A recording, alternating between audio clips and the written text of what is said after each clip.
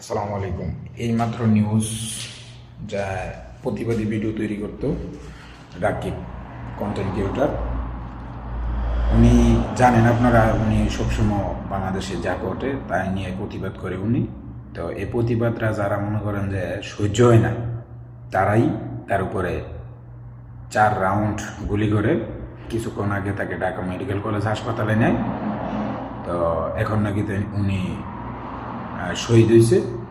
তো এখনও পুরোপুরি নিউজটা শিওর না, তবে ফেসবুকে পাইতেছি যে উনি দুনিয়াতে আর নাই। তো আসলে প্রতিবাদ যাই করবে ভাই, তার জীবনটাই ভাই এইভাবে যাবে।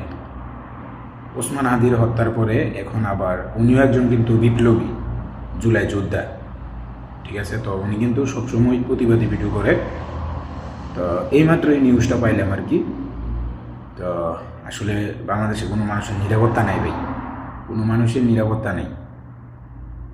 আমার কথা হচ্ছে রাকিব ভাইয়ের হত্যার পেছনে যারা আছে তাদেরকে দ্রুততম বিচারের আওতায় আনা হোক।